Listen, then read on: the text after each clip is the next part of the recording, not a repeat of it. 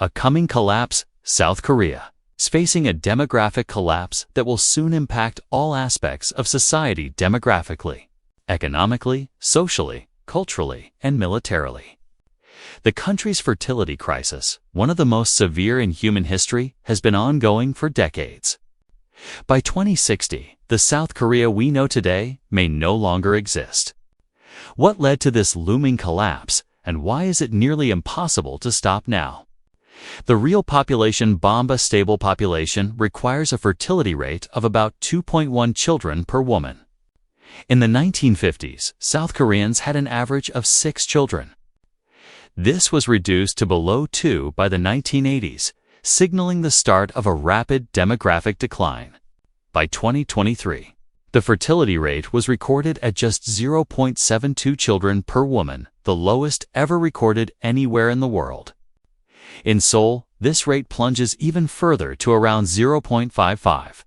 On average, about half of the women in South Korea are expected to have no children, and the other half will only have one. What do these numbers mean? If fertility stays at this rate, by the time today's children grow up, South Korea will lose nearly 95% of its current population over 4 generations. Already, there's only one 1-year-old for every 4 50-year-olds. The impact of these demographic shifts is already visible, but the full consequences are still ahead. A glimpse into 2060 by 2060. Projections suggest that South Korea's population will shrink by 30%, with 16 million South Koreans disappearing over just 35 years. The country will become the oldest in human history. Half of the population will be over the age of 65, with fewer than 1 in 10 under 25, and less than 1 in 100 will be small children. This demographic collapse will radically change the way South Korea looks and functions. Imagine waking up in a country where the streets are eerily quiet and no children are playing. Entire cities will have been abandoned, and the country's shrinking workforce will struggle to care for a massive elderly population. Retirement homes will be overcrowded, and those still working will face the impossible task of maintaining a rapidly shrinking society. Economic collapse. The economic consequences of this demographic decline will be profound. In 2023, nearly 40% of South Koreans over 65 lived below the poverty line, a staggering figure. However, in 2060, this number will likely seem optimistic. The country's pension system, worth $730 billion today, will be completely depleted by the 2050s. By 2060, the burden of supporting the elderly will fall solely on the working population. For a pension system to work, you need at least 2 to 3 workers per retiree. However, by 2060, South Korea will have fewer than 1 worker per senior, making it impossible for workers to support the elderly. This will result in widespread poverty among seniors, with many elderly people forced to work for survival. Unfortunately, by this point, the job market may be shrinking, and there may not be enough positions to support them. South Korea's economic growth is tied to its workforce, and with a much smaller working population, GDP growth will stagnate.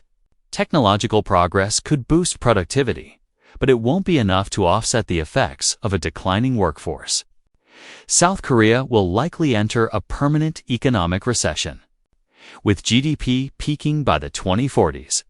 Innovations in science, technology, and business are typically driven by younger people, and with fewer young adults, the country may fall behind globally.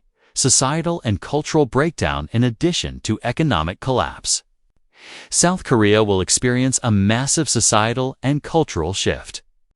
In 2023, about 20% of South Koreans live alone, and another 20% report having no close friends or relatives.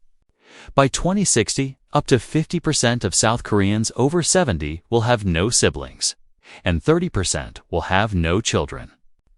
The youth population, especially young adults aged 25 to 35, will make up only 5% of the population.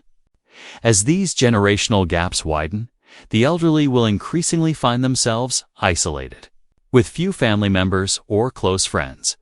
This will likely lead to an epidemic of loneliness, a societal issue that will become even more pronounced. South Korea's rich cultural traditions, which have thrived for centuries, will face serious challenges. The younger generations responsible for the development of K-pop, K-drama, and K-food will be in short supply, meaning that these cultural movements could wither away. As fewer young people are born, many of South Korea's age-old traditions may disappear. Cultural practices will become increasingly difficult to maintain, and the country's vibrant, youthful energy will gradually fade, without young people to pass down traditions. South Korea's cultural soul will begin to shrink and die. Universities, schools, and even kindergartens will close as the number of children continues to plummet. Youth culture will lose its significance, and the country will be defined more by its aging population than by its youth. The military dilemma. South Korea's military is another area that will be severely affected by demographic changes.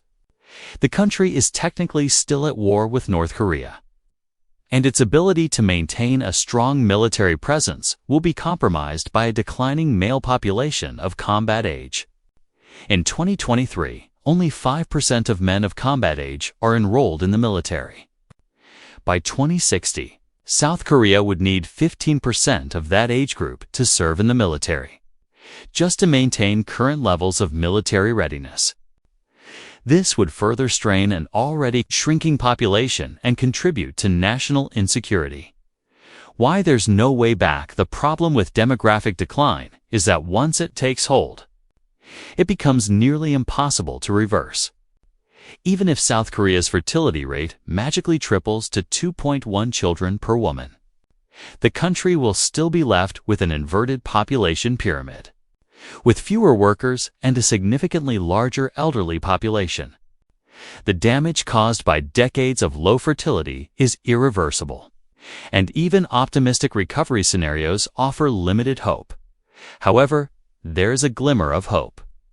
South Korea's recent slight uptick in birth rates in 2024 after a 9-year decline proves that recovery is possible.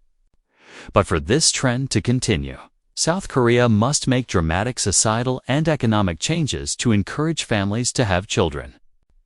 This will require addressing deep-rooted cultural issues, such as workaholism, housing affordability, and gender inequality, and rethinking policies that make starting a family increasingly difficult.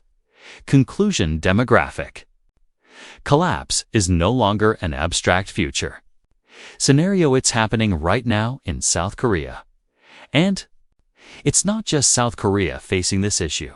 Many countries, including China, Italy, and Spain, are experiencing similar fertility crises. However, as we have seen in South Korea, if nothing changes, the future will be grim. If societies do not shift their priorities and encourage younger generations to start families, the rest of the century will likely be defined by aging populations and shrinking economies. South Korea's current situation provides a valuable lesson for the world. Demographic change is an existential threat that must be taken seriously, and the time to act is now.